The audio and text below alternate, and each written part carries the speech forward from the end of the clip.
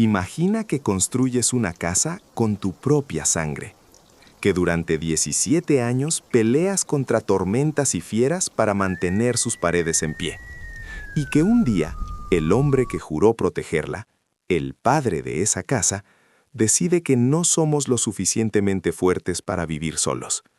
Decide que es mejor volver a ser inquilinos de nuestro antiguo verdugo. Eso fue lo que sucedió el 18 de marzo de 1861. No fue una derrota militar, fue algo mucho peor. Fue una renuncia voluntaria a la libertad. Pedro Santana, el caudillo, el hombre de las 1000 batallas contra Haití, bajó la cruz y el escudo para izar los leones de Castilla. La República Dominicana, que apenas gateaba, fue anexionada a España.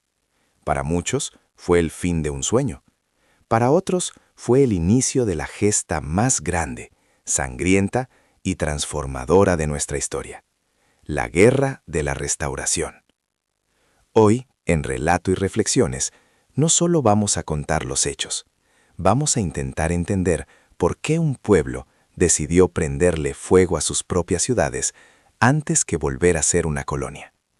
Vamos a explorar la diferencia entre tener un país y ser una nación. Para entender la restauración, hay que entender el miedo. En 1860, la República Dominicana estaba exhausta. Tras la independencia de 1844, Haití no dejó de invadir. El país era un campo de batalla constante. Pero el enemigo no solo venía de fuera, estaba dentro, en los bolsillos. A modo de reflexión, nos hacemos la siguiente pregunta. ¿Alguna vez has sentido que el caos te supera tanto que estás dispuesto a entregar tu autonomía a cambio de orden? Eso es lo que Santana le vendió al pueblo. Pero el orden que viene de la sumisión no es paz, es silencio. Santana, un hombre de mentalidad colonial, creía que los dominicanos no podíamos gobernarnos. Veía a la nación como un hato de vacas que necesitaba un dueño fuerte. Mientras tanto, la economía colapsaba. Buenaventura Báez había estafado a los tabacaleros del Cibao, inundando el país con papel moneda sin valor. La miseria preparó el terreno para que Santana presentara la anexión no como una traición, sino como una salvación. El 18 de marzo de 1861, en la Plaza de la Catedral, se proclamó la reincorporación a la monarquía española. Santana recibió títulos de nobleza y un sueldo vitalicio. El pueblo, confundido y amedrentado, miraba en silencio. Pero el silencio no es consentimiento, es el espacio donde se gesta la rabia. No todos guardaron silencio. Francisco del Rosario Sánchez, el mismo que había izado la bandera en 1844, estaba en el exilio. Al enterarse de la anexión, sintió que le arrancaban el alma. A pesar de sus diferencias con los haitianos, pactó con ellos para entrar por el sur. «Yo soy la bandera dominicana», decía su presencia en el Cerro de San Juan.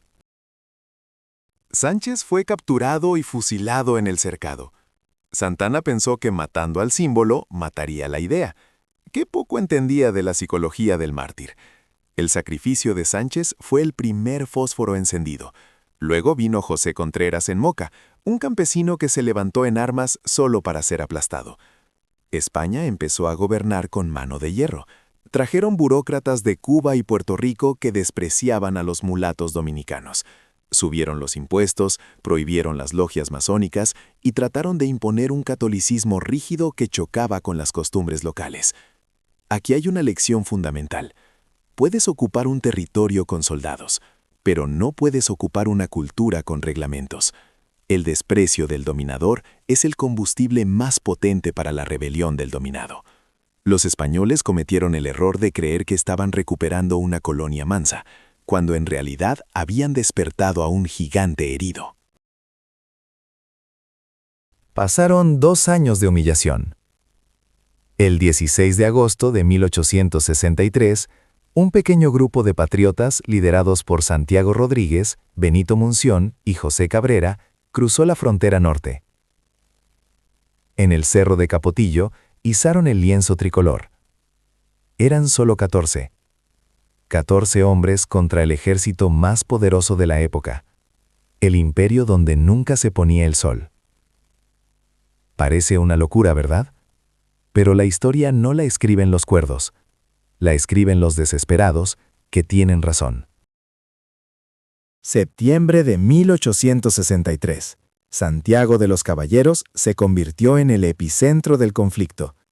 Los españoles se atrincheraron en la fortaleza San Luis. Los dominicanos, dándose cuenta de que no podían ganar un combate frontal contra la artillería pesada, tomaron una decisión aterradora. Si no es nuestra, no será de nadie. En medio de la guerra aparece una figura legendaria, Matías Ramón Mella. Estaba muriendo de disentería, pero su mente era un arma. Desde su lecho de muerte, escribió las instrucciones para la guerra de guerrillas. No peleen de frente, decía.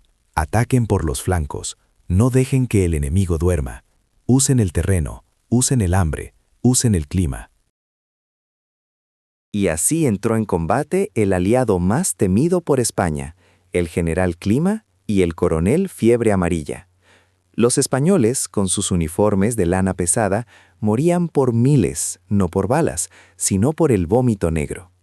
Las guerrillas dominicanas atacaban en pinzas, desaparecían en la manigua y volvían a atacar cuando el sol más picaba. Un oficial español escribió en una carta a su familia: «Aquí solo se piensa en morir. Esto es 100.000 veces peor que nuestra guerra civil. No vale el valor, porque nos batimos con los árboles». Y entonces ocurrió un milagro. Juan Pablo Duarte, el fundador, el hombre que llevaba 20 años desaparecido en la selva de Venezuela, regresó. Al enterarse de que su patria estaba en guerra otra vez, vendió lo poco que tenía y volvió para servir. Pero el recibimiento no fue el que esperaba. Duarte era un civilista, un romántico, un hombre de leyes. Los generales de la Restauración, como Gaspar Polanco, eran hombres de hierro, curtidos en la sangre.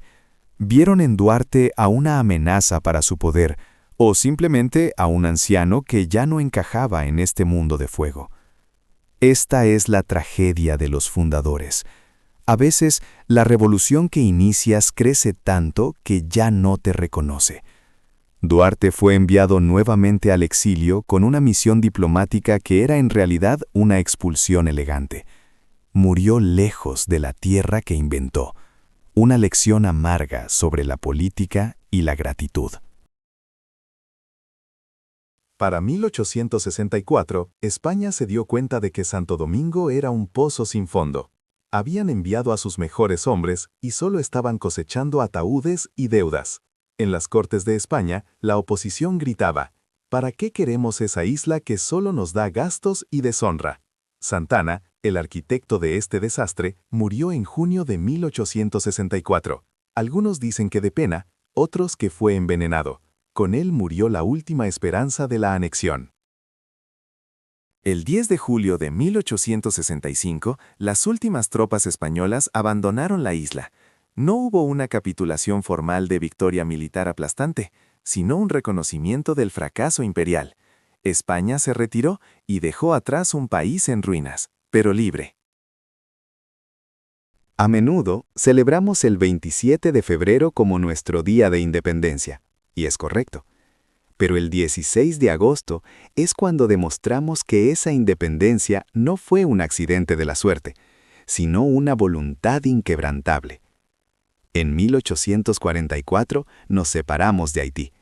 En 1863 nos restauramos de nosotros mismos, de nuestras propias dudas y de los traidores que llevábamos dentro.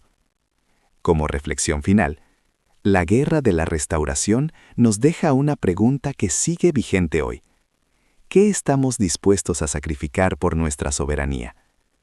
Soberanía no es solo una palabra en la Constitución. Es el derecho a equivocarnos por nuestra cuenta. es saber que nadie, por más poderoso o civilizado que se crea, tiene derecho a decidir nuestro destino. Los restauradores quemaron sus casas para salvar su nombre. Hoy, quizás no tengamos que usar el fuego, pero sí la memoria. Porque un pueblo que olvida que fue capaz de vencer a un imperio está condenado a buscar un nuevo dueño.